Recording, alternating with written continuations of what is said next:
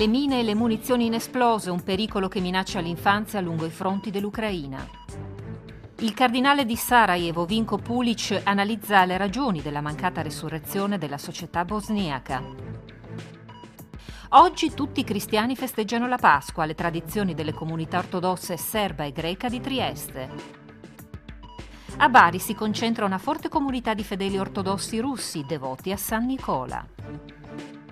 A Budapest la società civile protesta contro la decisione della municipalità di cementificare uno storico parco pubblico.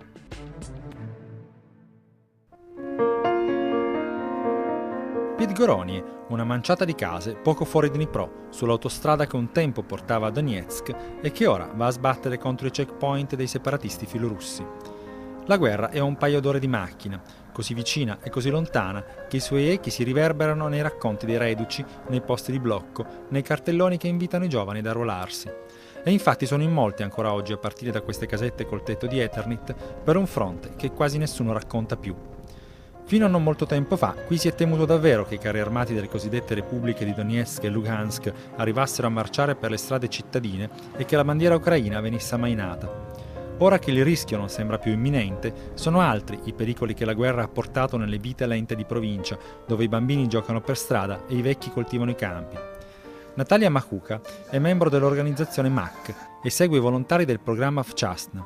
Il loro compito è andare in giro per i villaggi a mettere in guardia gli abitanti dai rischi delle mine e dagli ordigni inesplosi. Parliamo con la gente diversa, cominciando dai bambini piccoli da 5 anni, 5 fino a 8 anni. Raccontiamo le storie come una favola, come un ragazzino non ha ascoltato i genitori, ha fatto male, ha ferito la gamba e così via, solo la storia per i piccoli. E poi cominciando da 9 anni e su parliamo più seriamente raccontando la realtà. Secondo la Croce Rossa Internazionale, dall'inizio del conflitto sono circa 600 i morti a causa di mine, tra anticarro e antiuomo, trappole esplosive e ordigni inesplosi. Una cifra che arriva fino a 1800, secondo altre fonti, che contano una media di 50 casi al mese. Di sicuro la principale causa di vittime tra i bambini. Ma la verità è che nessuno tiene il conto complessivo da una parte e dall'altra del fronte. Oksana Ryabovol è una trainer del programma Vchasna. Noi volontari siamo una quarantina. Abbiamo fatto un addestramento con degli specialisti e ora andiamo in giro per le scuole a spiegare come difendersi dalle mine. Facciamo vedere delle foto e mostriamo che le mine possono essere di diverse forme, dimensioni e colori, molto grandi ma anche molto piccole. In ogni caso, tutte possono causare gravissime ferite o uccidere.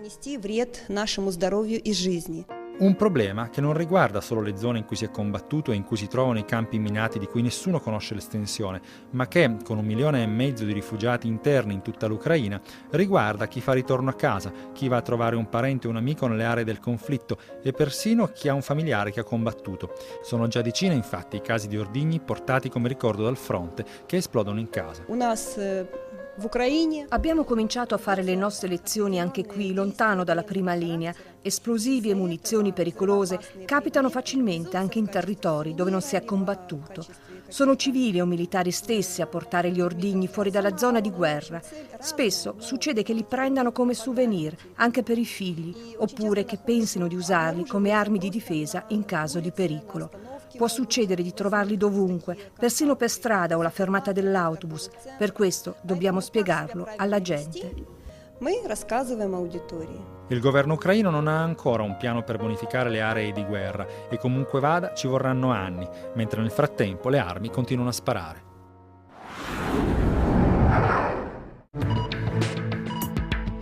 Il presidente della Repubblica Sergio Mattarella si è recato in visita ufficiale a Mosca, dove è stato ricevuto dal presidente russo Vladimir Putin e dal premier Dmitry Medvedev.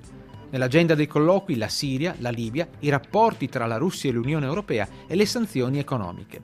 Sulla crisi ucraina, Mattarella ha elogiato il ruolo svolto dall'OSCE, ha chiesto il rispetto del cessate il fuoco e ha auspicato una risoluzione diplomatica della guerra partendo dagli accordi raggiunti a Minsk. Mattarella ha anche proposto una migliore collaborazione tra la Russia e l'Unione Europea nella lotta al terrorismo.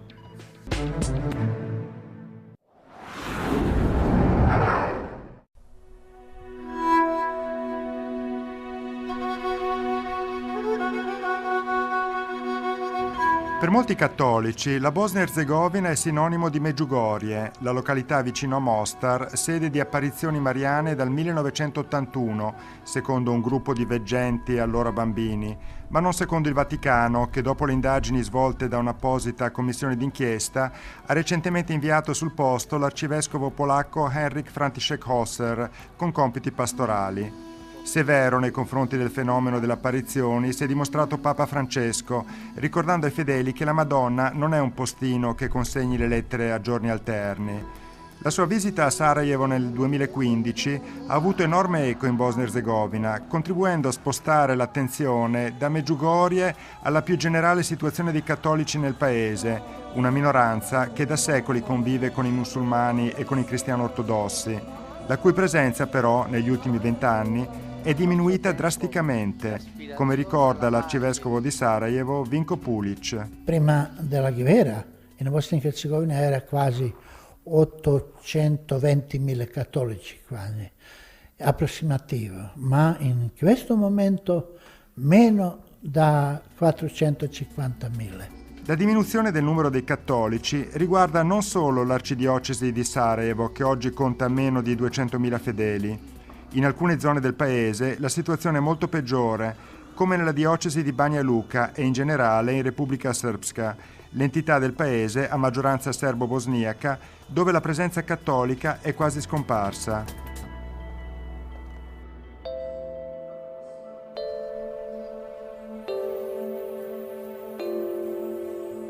L'esodo dei cattolici dal paese è iniziato negli anni della guerra ed è continuato nel periodo successivo, sia per i problemi economici che per una generale condizione di insicurezza e marginalizzazione, come denuncia l'arcivescovo Pulic. Chi vuole ritornare non riceve appoggio da comunità internazionale, anche da politica locale. E dura troppo, oggi non è facile ritornare, rimasti solo anziani.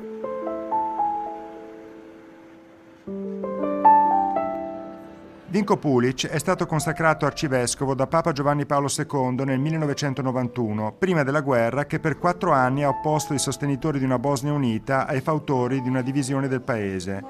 A molti anni dalla fine di quel conflitto, in una Bosnia-Erzegovina formalmente unita ma ancora internamente fragile, per Pulic mancano ancora le condizioni di base per garantire alla comunità cattolica di preservare la propria identità, a partire dalla sicurezza. Dove manca un Stato stabile e anche manca sicurezza, sempre un gioco insicurezza, provocazione, eccetera. Pulic ricorda ad esempio la vicenda di Gorazde, una cittadina vicina a Sarajevo dove da anni la Chiesa chiede il permesso di poter edificare un luogo di culto. Dove siamo minoranza, specialmente in Gorazde, dove io trovo 6 anni per costruire una piccola chiesa come memoria per i nostri martiri, non ho ancora ricevuto permesso. La visita di Papa Francesco ha creato un clima positivo nel paese, con il richiamo diretto ai giovani del centro diocesano Giovanni Paolo II a costruire la pace tra tutti noi, musulmani, cattolici, ebrei e ortodossi. Un anno dopo quella visita, però, secondo Pulic, il dialogo tra le religioni è ritornato ostaggio del clima politico. Sono molto preoccupato perché manca buona volontà a creare per comunicare insieme e creare uguaglianze per tutti. Non ci sono rischi per la sicurezza, però? Io non è sicuro, dipende da comunità internazionale.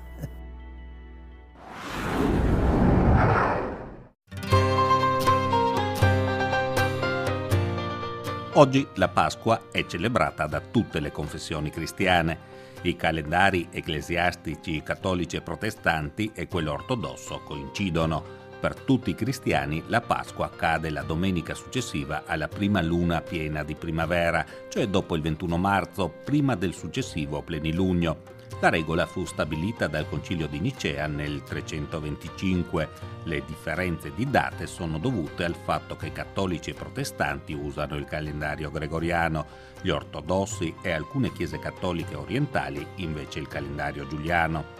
Siccome Pasqua deve essere comunque di domenica, alle volte, come quest'anno, le date coincidono. Una Pasqua comune, quella odierna, particolarmente sentita a Trieste, città multiconfessionale che vanta due chiese ortodosse, quella serba di San Spiridione e la chiesa di San Nicola della comunità greca. Il protopresbitero Stravroforo Raško Radović, parroco della chiesa serbo-ortodossa, sottolinea come tutti i cristiani, al di là delle differenti tradizioni, festeggino la risurrezione di Gesù. I riti erano sempre diversi, sin dall'inizio della chiesa cristiana, nella nascita della chiesa.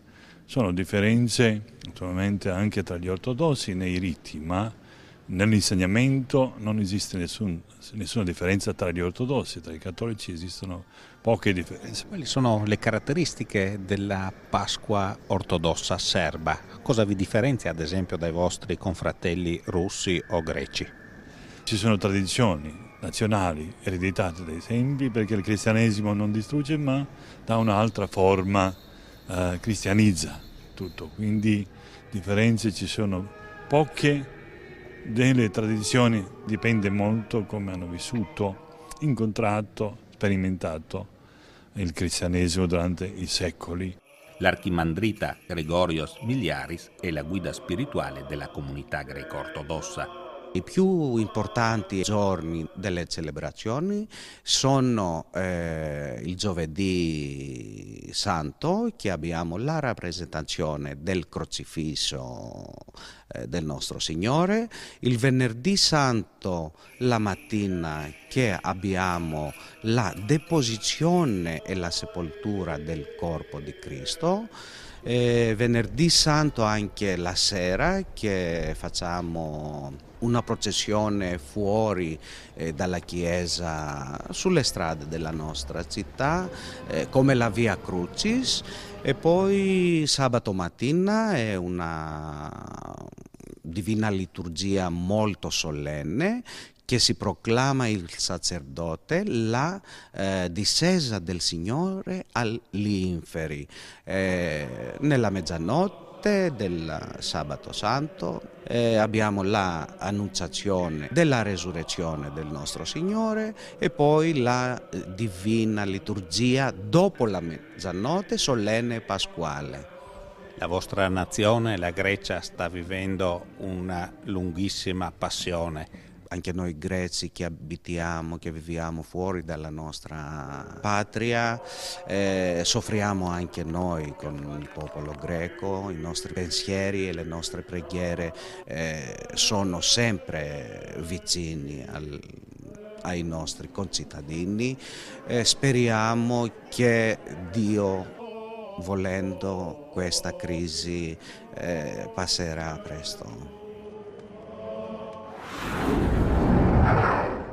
И подсказали же хотеше умреть, и сай себе предложить.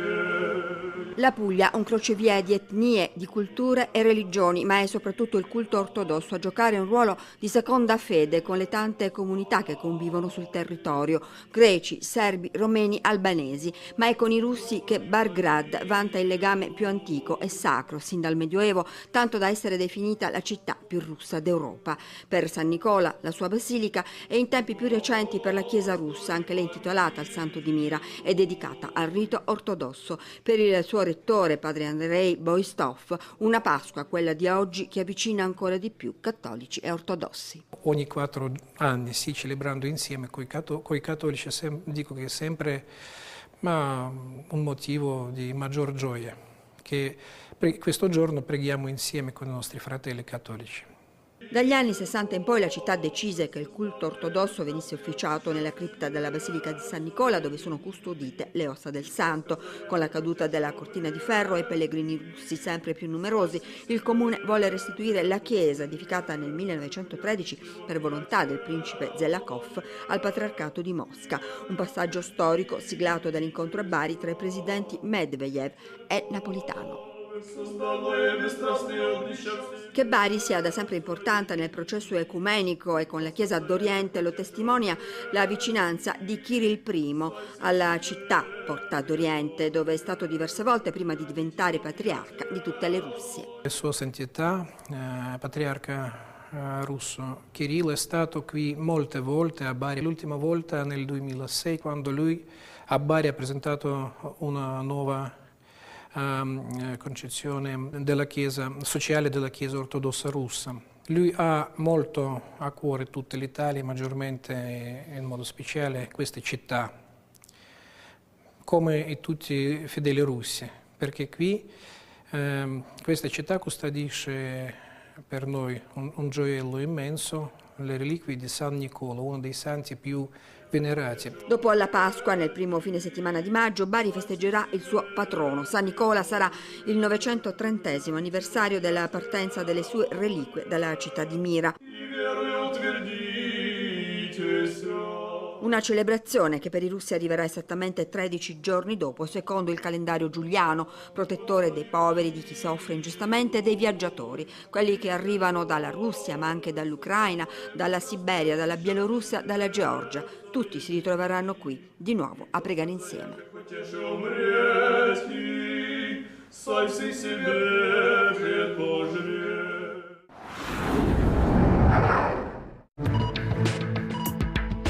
Il presidente ungherese Ader ha firmato la nuova legge sull'istruzione accademica che potrebbe condurre alla chiusura dell'Università Centroeuropea fondata dal magnate della finanza Soros.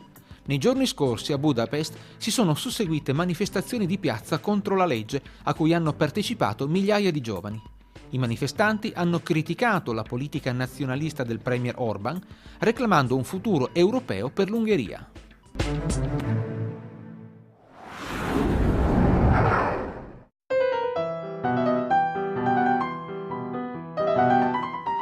È uno dei parchi pubblici più antichi del mondo. Parliamo di Városliget, area verde di oltre 300 ettari nel cuore di Budapest. 2 secoli fa l'apertura alla cittadinanza che ancora oggi sembra apprezzare i suoi prati e viali alberati. Un progetto del governo ungherese prevede l'istituzione di un polo cultural museale per il parco che sorge nei pressi del Piazzale degli Eroi, sempre fotografatissimo dai turisti. La realizzazione è in mano a un'agenzia pubblica creata ad hoc chiamata Liget. Ma ad alcuni cittadini di Budapest proprio non piace questo progetto, che ha previsto gare architettoniche internazionali vinte da studi giapponesi. Hanno manifestato il loro dissenso piantando tende sul modello Occupy Wall Street e opponendo resistenza passiva ai lavori delle ruspe. Ma secondo Attila Saghi, vice direttore di Liget, le proteste degli ambientalisti non hanno ragione di esistere. Usiamo degli spazi costruttivi già esistenti, non 1 metro quadro di erba sarà rimosso. Quanto agli alberi, questo parco ne ha circa 7.000, molti dei quali sono in cattive condizioni e vanno curati. In seguito ai lavori sposteremo soltanto 180 alberi che rimarranno nel parco. I comitati contrari ai lavori nel parco sostengono che quanto affermato da Liget non sia vero. Gergeliciak è portavoce dei protettori del parco cittadino. È una bugia. Abbiamo visto i progetti, è tutto lì nero su bianco. Purtroppo 1 migliaio di alberi deve scomparire, è un fatto. Se vedi i progetti puoi contare uno a uno le piante segnate destinate al taglio. Io penso che questi edifici debbano stare in un posto migliore, che non sia il parco della città. Questo progetto lo distruggerà, se non altro perché ne cambierà la funzione. Diventerà un polo museale con qualche albero nei dintorni. Questo è il problema principale.